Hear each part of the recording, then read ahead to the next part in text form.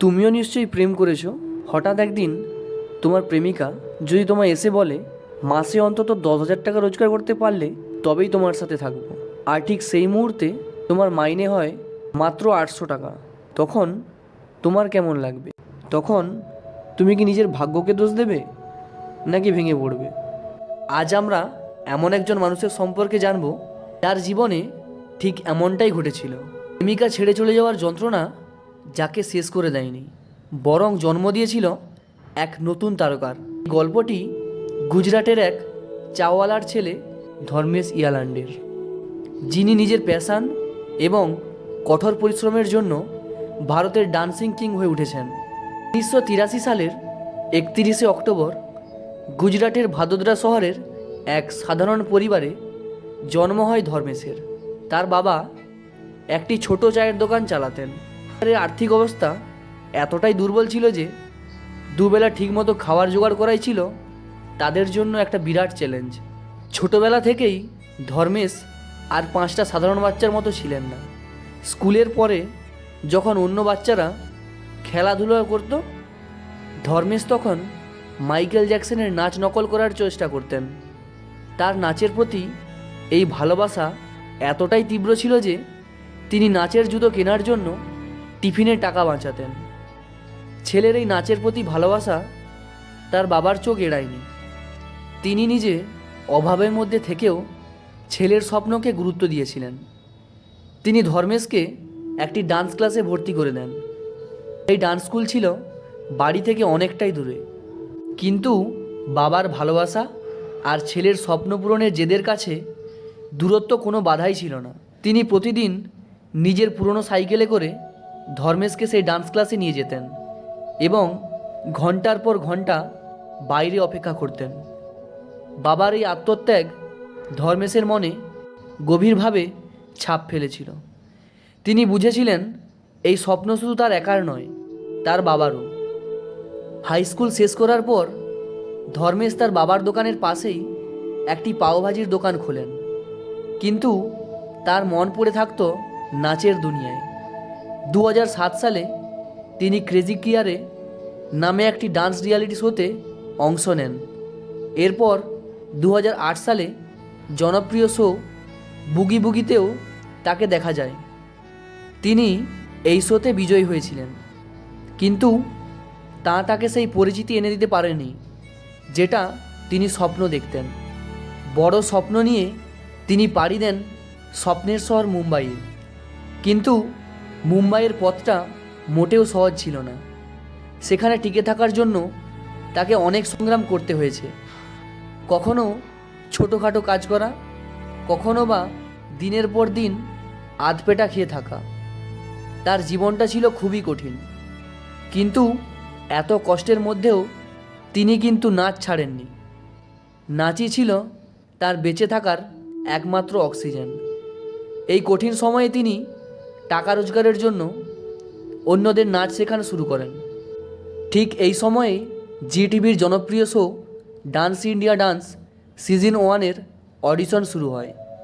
ধর্মেশ ভেবেছিলেন এটাই তার স্বপ্ন পূরণের সবচেয়ে বড় সুযোগ, কিন্তু ভাগ্য তার সাথে ছিল না। শোতে অংশগ্রহণের জন্য বয়সের ঊর্ধ্বসীমা ছিল 25 বছর, আর ধর্মেশের বয়স তখন 26।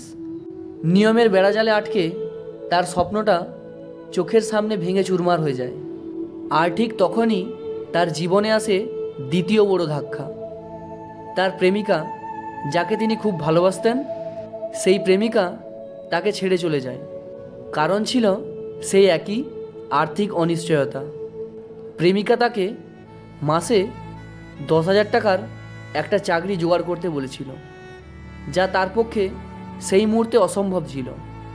কিছুদিন পরেই সেই প্রেমিকা তাকে নিজের বিয়ের কার্ড পাঠিয়ে দেয়। একদিকে স্বপ্নের দরজা বন্ধ, অন্যদিকে ভালোবাসার মানুষের কাছ থেকে পাওয়া চরম আঘাত। ধর্মেশ পুরোপুরি ভেঙে পড়েছিলেন। তার মনে হয়েছিল তার জীবনটা হয়তো এখানেই শেষ। কিন্তু ধর্মেশ হার মানার পাত্র ছিলেন না। এই যন্ত্রণা তাকে শেষ করে দেওয়ার বদলে আরও শক্তিশালী করে তোলে। তিনি তার সমস্ত রাগ, কষ্ট এবং শক্তিকে নিজের নাচের মধ্যে ঢেলে দেন। 1 বছর কেটে যায়। 2012 সালে যখন ডান্স ইন্ডিয়া ডান্স সিজন 2 শুরু হয়, তখন শোয়ের বয়সসীমা বাড়িয়ে 30 বছর করা হয়। এটা ছিল ধর্মেশের জন্য ঈশ্বরের পাঠানো এক সুযোগ। তিনি অডিশনে যান, কিন্তু এবার অডিশনে এক অদ্ভুত এবং ঐতিহাসিক ঘটনা ঘটে। বিচারক রেমো ডিসুজা, গীতা কাপুর এবং টেরেন্স লুইস দেখলেন একের পর এক প্রতিযোগী অডিশনে অসাধারণ নেচে মঞ্চ মাতিয়ে দিচ্ছে।